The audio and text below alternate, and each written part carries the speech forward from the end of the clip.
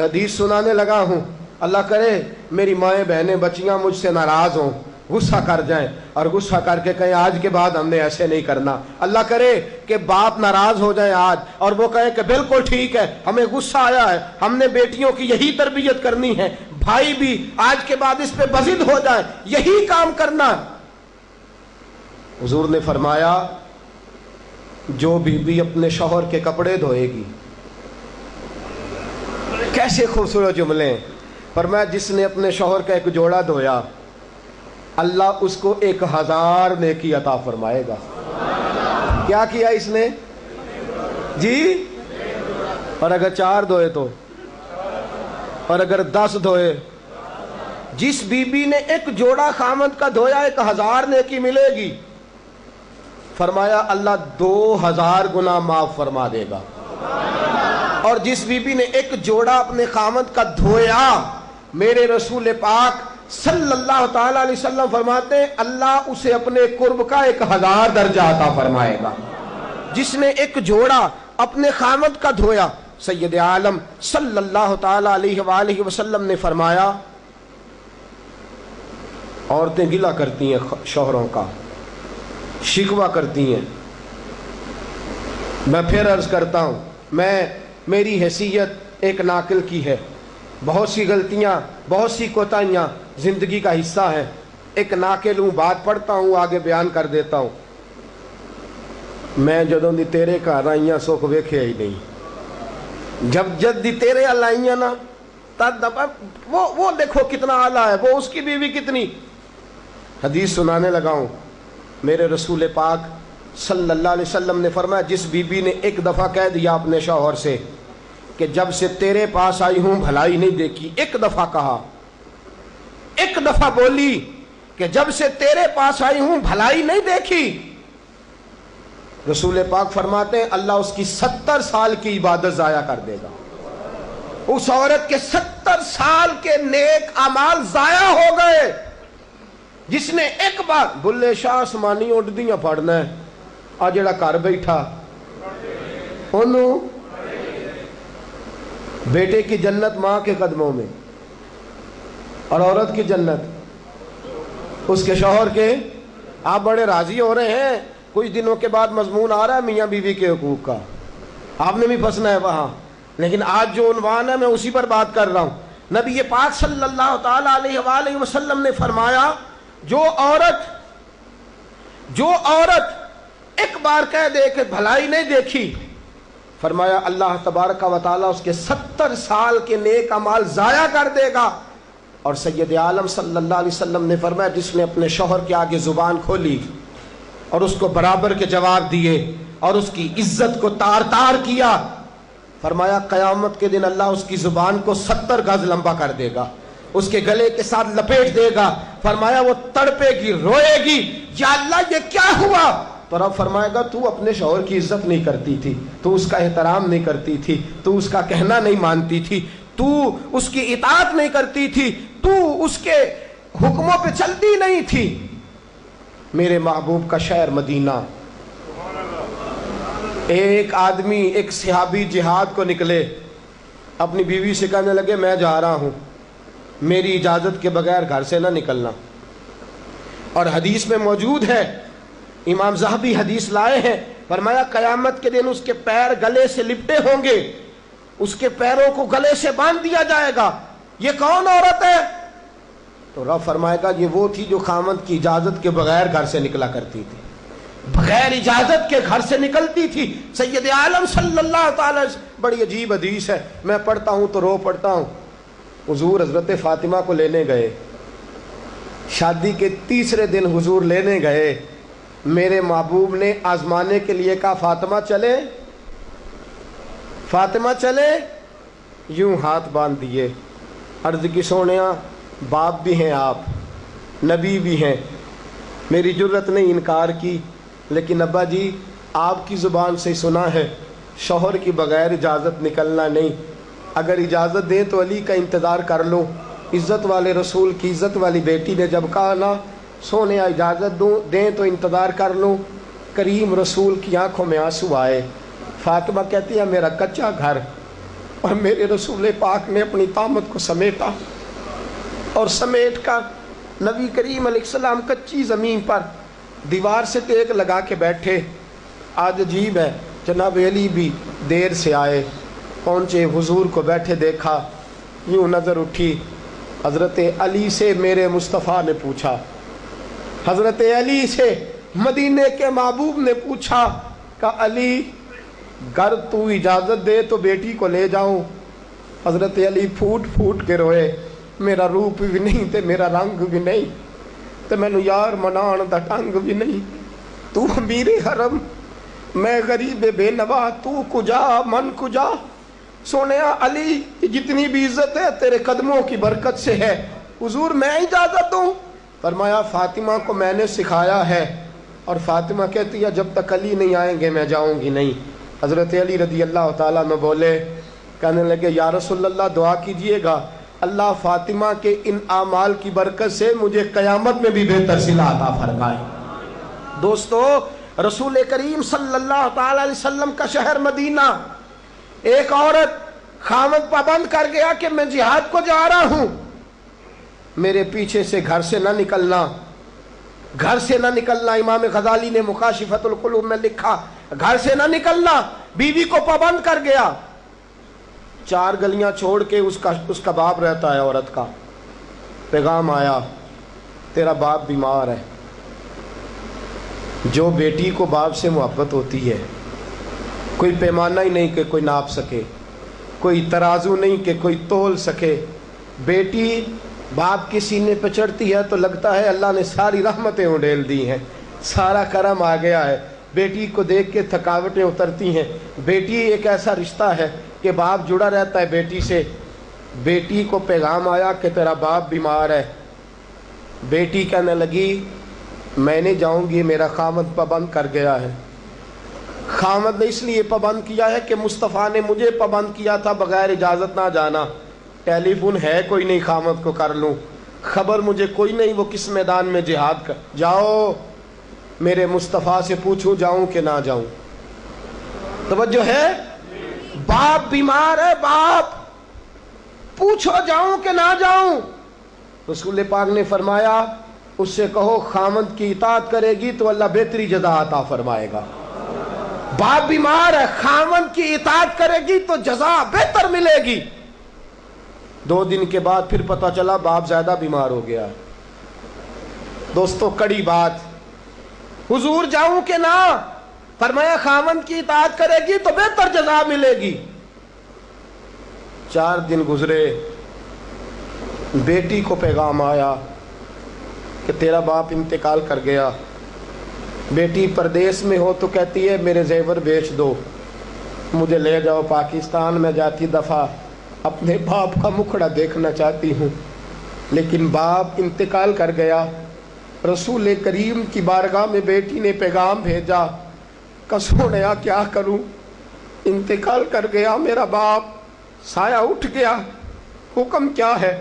مدینے کے چاند کے وہی جملے، خامد کی اطاعت کرے گی تو اللہ بہتر جزا دے گا. دوستو یہ ہیں میرے رسول کے ماننے والی عورتیں. بیٹیوں دیکھو شوہر کی اطاعت کسے کہتے ہیں. یا رسول اللہ باپ انتقال کر گیا، دفن ہو گیا.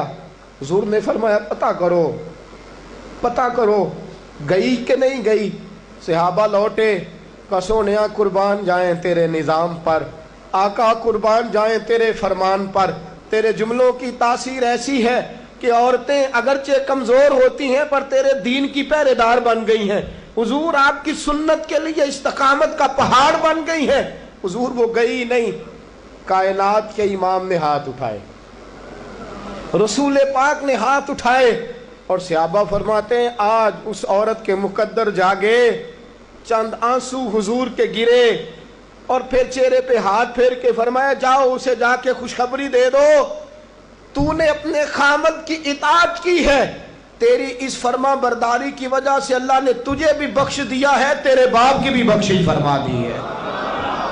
تو نے خامد کی اطاعت کی تو بھی بخشی گئی. عورتیں، میں نے ایک حدیث پڑھی، خدا کی قسم اٹھا کے کہتا ہوں، حدیث پڑھی اور پھر میں نے کتاب بند کر دی. میں نے کہا اس سے آگے میرے اندر ہمت ہی نہیں ہے، میں پڑھ ہی نہیں سکتا۔ میں نے جیسے کہا کہ پہلے تو صحابہ کرام میں اہل بیت کو ہم معصوم نہیں مانتے، ان سے جو کوتاہیاں ہیں وہ بھی ہماری اصلاح کے لیے ہیں تاکہ ہمیں توبہ کے طریقے سمجھ میں آ جائیں۔ عزیز دوستو، میرے محبوب کی شہزادی، بس رسول اللہ صلی اللہ علیہ وسلم کی شہزادی سیدہ فاطمہ محبوب پاک کی بارگاہ میں آئیں، رنگ اڑا ہوا ہے، آنکھیں رو رو کے تھکی ہوئی ہیں۔ محبوب کی شہزادی در رسول پہ آئی، آ کے حضور کے سامنے کھڑی ہوئی، کہا یا رسول اللہ صلی اللہ علیہ وسلم، حضور آج میں بڑی الجھن میں پھنس گئی تھی، آقا آج میں بڑی پریشان ہو گئی تھی۔ حضور نے فرمایا کیا ہوا؟ کہا یا رسول اللہ میں اور علی باتیں کر رہے تھے، باتیں کرتے کرتے کرتے کرتے بات بڑھنے لگی، حضور مجھ سے کوئی ایسا جملہ نکل گیا، علی ناراض ہو گئے، مجھ سے بات ہو گئی۔ دوستو درۃ الناصحین میں صاحب درۃ الناصحین لکھتے ہیں، کہا علی ناراض ہو گئے۔ سیدہ فاطمہ فرماتی ہیں میں نے 70 چکر لگائے علی کے کمرے کے۔ کتنے؟ بیٹیوں، خامند کی اطاعت میں تمہاری جنت ہے، اور ماں باپ بھی ذرا خیال کریں، مائیں بھی ذرا خیال کریں۔ میرے رسول پاک نے فرمایا جو کسی عورت کو اس کے خامند کے خلاف بھڑکاتا ہے، جو کسی عورت کو اس کے خامند کے خلاف بھڑکاتا ہے، اللہ اسے جنت کی خوشبو بھی عطا نہیں کرے گا۔ چاہے اماں ہی مشورے دے رہی ہو، چاہے کوئی مشورہ دے رہا ہو، خامند کے خلاف جو بھڑکاتا ہے۔ سید عالم صلی اللہ علیہ وسلم کی صاحبزادی کہتی ہے میں نے 70 چکر لگائے، سونیا میں نے علی کو راضی کیا، حضور علی راضی ہوئے ہیں تو خبر دینے آئی ہوں۔ بس اس سے زیادہ بڑی بات اور نہیں مل سکتی۔ دل کے کان کھولنا، ذرا جاگنا، ذرا اٹھنا، ذرا ٹیک چھوڑنا، ذرا غور کرنا۔ یہ کیا جملے بول دیے میرے رسول نے؟ حضور نے فرمایا فاطمہ، یہ وہ فاطمہ ہے کہ جو جنتی عورتوں کی سردار ہے، یہ وہ فاطمہ ہے جن کا دوپٹہ اگر کبھی واضح ہو جائے تو سورج منہ چھپا کے نکل جائے، یہ وہ فاطمہ ہے کہ صبح قیامت آواز آئے گی، نبیوں ولیوں غوثوں کتبوں ابدالو گردنیں جھکا لو، نظریں بند کر لو، محمد کی بیٹی فاطمہ کی سواری گزرنے والی ہے۔ الفاطمہ تو بدعت منی، الفاطمہ تو سیدۃ النساء اہل الجنہ۔ حضور نے فرمایا فاطمہ تو نے اچھا کیا، علی کو راضی کر لیا، اگر علی تجھ سے ناراض رہتے اور تیرا انتقال ہو جاتا، حضور فرماتے ہیں فاطمہ میں تیرا جنازہ نہ پڑھتا۔ فرمایا میں اس سے بڑی بات کہاں سے لاؤ گے، اس سے بڑا فکرہ کہاں سے لاؤ گے؟ فرمایا فاطمہ میں تیرا جنازہ نہ پڑھتا اس لیے کہ تو مولا کائنات کی بیوی ہے، اگر تجھ سے علی ناراض رہتے۔ اور پھر میرے حبیب نے فرمایا جس کا خامند اس سے راضی ہوتا ہے اس کا اللہ بھی اس سے راضی ہوتا ہے۔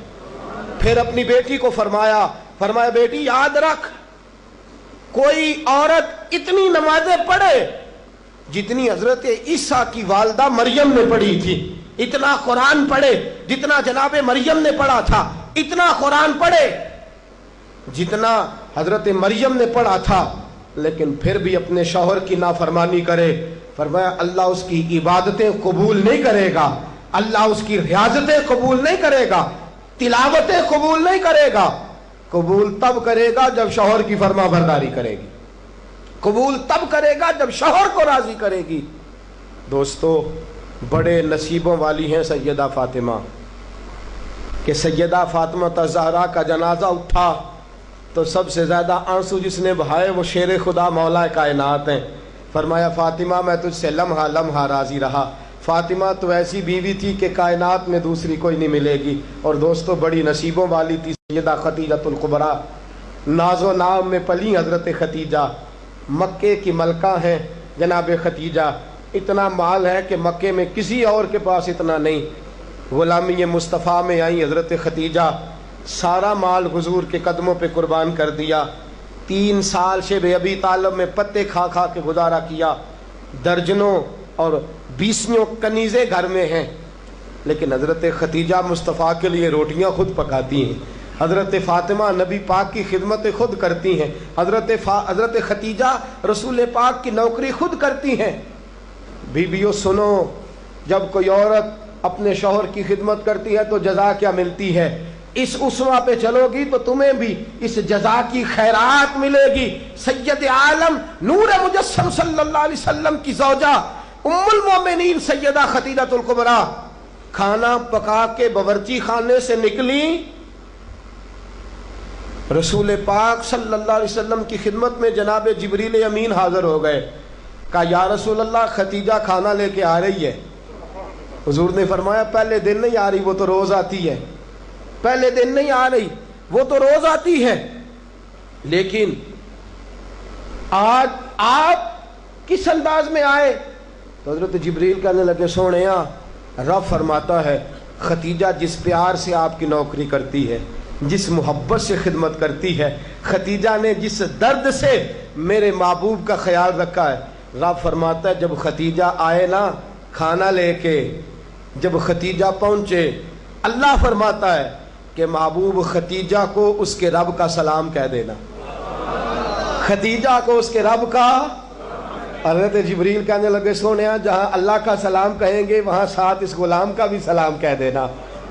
جب عورتیں شوہر کی فرما برداری کریں تو انہیں پھر خیرات ملتی ہے، انہیں پھر اللہ کی طرف سے رحمت کے پیغام آتے ہیں۔ سلام میری بہنوں، میری بیٹیوں، خدا را چھوڑ دو کان دھرنا، چھوڑ دو کسی کی بات سننا، شوہر کی اطاعت میں آ جاؤ۔ اگر یہ زیادتی کرے گا تو اللہ اس سے پوچھ لے گا۔ مختصر سی زندگی ہے، اس زندگی میں تم فرما برداری کرو۔ اگر یہ غلطی کرے گا، اگر یہ ظلم کرے گا تو فیصلہ اللہ پہ چھوڑ دو، اللہ خود حساب لے لے گا، اللہ خود تمہارے لیے دروازہ رحمت کھول دے گا۔ تمہاری طرف سے کوتاہی نہیں ہونی چاہیے، تمہیں شوہر کی نافرمانی نہیں کرنی چاہیے، تمہاری طرف سے زیادتی نہیں ہونا چاہیے۔ اور بیٹیوں کو بھیجنے والوں، جہیز دے کے بھیجتے ہو، پلاٹ دے کے بھیجتے ہو، کار دے کے بھیجتے ہو، لیکن اس سے گھروں میں امن قائم نہیں ہوتا۔ تم نے کار بھی دی، پلاٹ بھی دیا، پلازا بھی دیا، تم نے جہیز دیا تو 4 ٹرک گئے، لیکن پوچھ جا کے ساری رات تو اس کی لڑتے گزر جاتی ہے، سارا دن تو جھگڑتے گزر جاتا ہے، سارا وقت تو فساد میں گزر جاتا ہے، تو کس چیز کی یہ چیزیں ہیں؟ اس کو فرما برداری سکھا۔ 2 آدمی کبھی سردار نہیں ہوتے، 2 آدمی کبھی سردار۔ باپ کتنے ہوتے ہیں؟ سارے بولیے، باپ کتنے ہوتے ہیں؟ ہیڈ ماسٹر، گاڑی چلانے والا، شوہر۔ اطاعت ایک کی ہو سکتی ہے، 2 کی نہیں ہوتی۔ ہیڈ ماسٹر 2 ہو سکتے ہیں، گاڑی چلانے والے ڈرائیور نہیں نا 2 ہو سکتے، باپ ایک ہی ہے نا، دونوں کی اطاعت نہیں ہوتی۔ بیویوں اطاعت تو خامند کی ہوگی، یہ تو بہرحال حق ہے کہ اطاعت تو خامند کی ہوگی۔ تم اطاعت کرانا چاہو گی تو فساد ہوگا، اس لیے کہ اگر کوئی دوسرا آ کے سٹیئرنگ چھینے گا تو ایکسیڈنٹ کرائے گا، اس لیے کہ ڈرائیور ایک ہے۔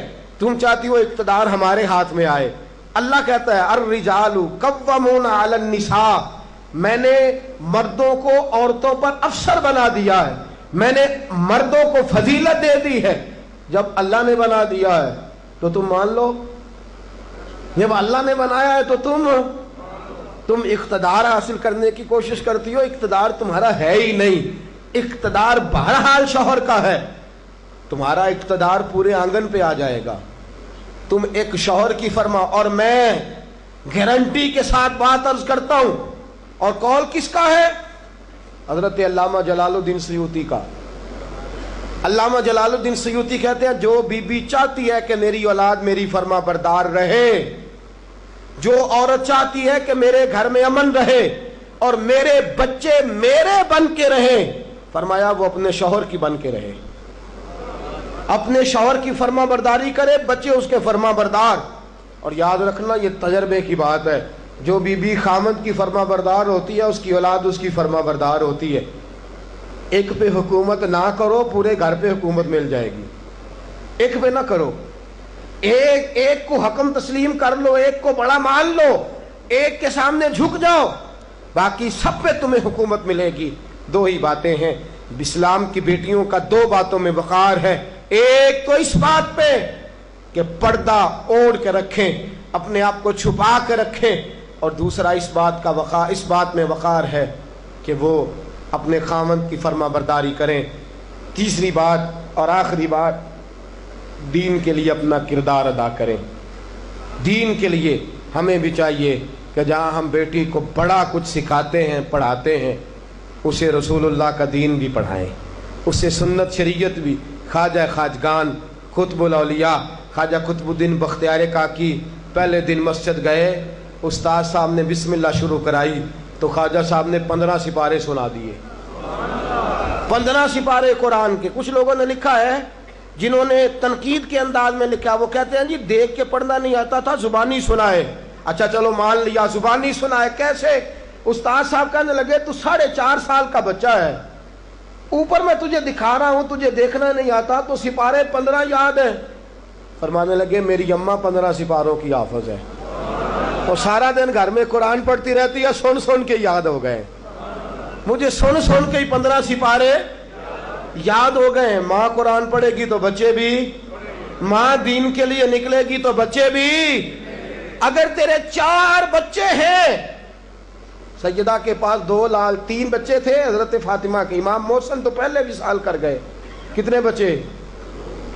امام حسن بھی شہید، امام حسین بھی. نواسوں سے پیار ہوتا ہے نا، نواسے بڑے پیارے ہوتے ہیں نا. مسجد نبوی سے میں نکل رہا تھا، 2010 میں گیا، مسجد نبوی شریف سے نکل رہا تھا تو ایک بابا جی اپنی بیٹی سے کہہ رہے تھے بیٹی میں تجھے لے تو آیا ہوں پر تیرے بچوں نے مجھے بڑا ستایا ہے، مجھے نماز نہیں پڑھنے دیتے، یہ نماز میں بھی میرے ساتھ کھیلتے ہیں. میں نے آگے بڑھ کے دامن تھام لیا. میں نے کہا اگر 2 منٹ مجھے موقع دے تو میری زبان پہ بات آئی ہے، کرنے کو جی چاہتا ہے. کہا کر لیجئے.